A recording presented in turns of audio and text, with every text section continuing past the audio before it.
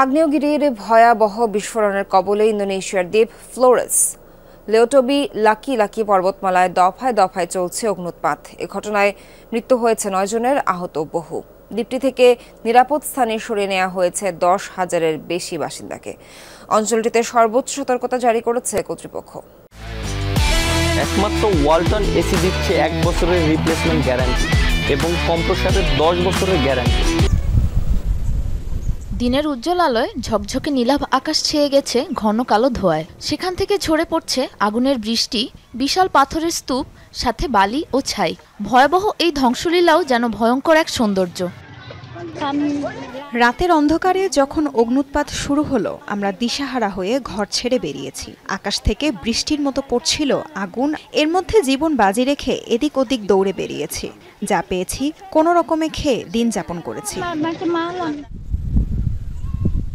ইন্দোনেশিয়ার দক্ষিণ পূর্বাঞ্চলের ফ্লোরেস দ্বীপের লেওটবি লাকি-লাকি পর্বতে গেল প্রায় 1 সপ্তাহ ধরে চলছে এ ভয়াবহ অগ্নুৎপাত। প্রতিদিন কমপক্ষে 3 থেকে 4 বারেরও বেশি হচ্ছে বিস্ফোরণ। ক্রমশ বেড়েই চলেছে ক্ষয়ক্ষতি। এরই মধ্যে এ দুর্যোগে ক্ষতিগ্রস্ত হয়েছে দ্বীপটির কমপক্ষে 14টি গ্রাম। ধ্বংস হয়ে গেছে 2300টিরও বেশি বাড়িঘর ও স্থাপনা। গতকাল সকালে এবং বিকালের দিকেও আগ্নেয়গিরিটি থেকে ভয়াবহ অগ্নুৎপাত হয়েছে। আমাদের স্থানীয় প্রশাসনের সহায়তায় আমরা ঘটনাস্থল থেকে বেশ দূরে ছিলাম, তবে দ্রুত বাড়ছিল বিপদ। অবস্থা বেগতিক দেখে আমাদের গ্রামের সবাই মিলে এই শরণার্থী শিবিরে চলে এসেছি।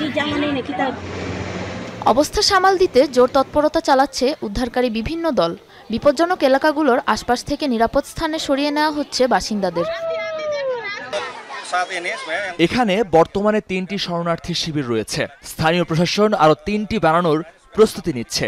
আমরা জানি না এই আগুন আর কতদূর পর্যন্ত ধেয়ে আসবে, তাই আমরা তাদের আরো দূরের সুরক্ষিত অঞ্চলে এসব শিবির বানাতে অনুরোধ করছি।